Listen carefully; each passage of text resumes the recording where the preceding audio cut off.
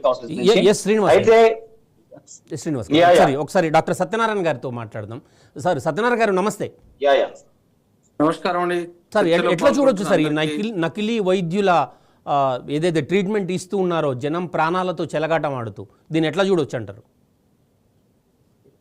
నిజంగా చెప్పాలంటే ఈ భారతదేశంలో ఎంతమంది వైద్యులు ఒక పేషెంట్ ఎంతమందికి ఒక డాక్టర్ ఉన్నారో అది తేల్చాల్సింది ఉన్నది. పూర్వకాలంలో వైద్యము జరిగింది, జ్వరం వస్తే కానీ ప్రథమ చికిత్సలు కానీ ఇవన్నీ చేయడం జరిగింది. రాను రాను ఈ ఆర్ఎంపీ వ్యవస్థ ఎస్టాబ్లిష్ కావడం జరిగింది. మరి ఇప్పుడు చాలా మెడికల్ కాలేజ్ వచ్చినాయి రాష్ట్రంలో, చాలా మంది ప్రతి సంవత్సరం డాక్టర్లు మార్కెట్లోకి వస్తున్నారు. ఇప్పుడు వీరిని అరికట్టాల్సిన అవసరం ఎంతైనా ఉన్నది. ఎందుకంటే నకిలీ వైద్యం పేరుతో నానా విధాలుగా వైద్యం చేస్తూ ఉన్నారు. రోగుల పాలిట శాపంగా మారుతా ఉన్నది. కాబట్టి నకిలీ వైద్యులను అరికట్టడమే మంచిది. ప్రభుత్వం దీనిపై చర్యలు తీసుకోవాల్సిందే. కాకపోతే కొంతవరకు పరిమితం. ఫస్ట్ ఎయిడ్ ఏదైనా రక్తం గారి వస్తున్నాడంటే వాన్ని కట్టడం. రోడ్డు మీద మనకు యాక్సిడెంట్ అయితే రక్తం గారుతుంటే, నేను మొన్న ఒక రోజు ఆదిలాబాద్ నుండి వస్తుంటే ఒక ఆవిడ మోటార్ సైకిల్ యాక్సిడెంట్ అయిపోయి రక్తం గారుతుంది, ఎవరు చూస్తా ఉన్నారు, బాగా బ్లీడ్ అవుతుంది ముఖం మీదకి వెళ్ళి. నేనే ఆపి కార్ని మొత్తం ఆమె కట్టుకట్టి చేసి హాస్పిటల్ పంపించడం జరిగింది.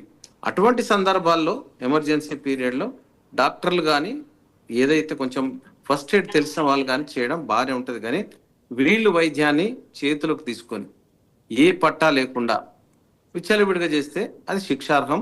దాన్ని తప్పకుండా అరికట్టాల్సిందే. ఎస్ సార్, శాసనసభ్యులుగా కూడా ఉన్నారు, వైద్యులుగా కూడా ఉన్నారు. మీరు జనానికి సాధారణంగా ప్రజలకు మీరు ఎటువంటి సూచన ఇస్తారు?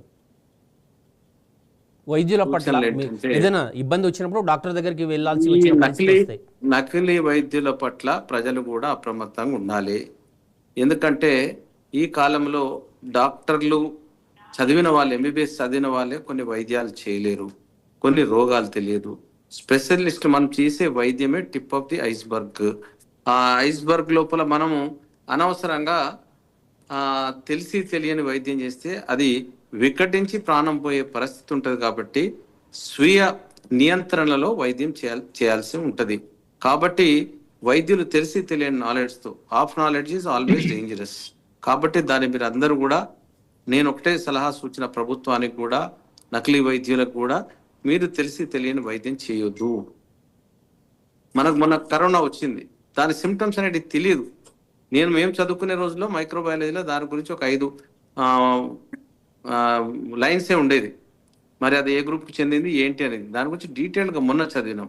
అంటే ఇంత చేసి, పోస్ట్ గ్రాడ్యుయేషన్ చేసి, ఎంఎస్ చేసి మనకే తెలియనప్పుడు వైద్యులకు ఎట్లా వైద్యం తెలుస్తుంది అనేది నేను అంటున్నాను.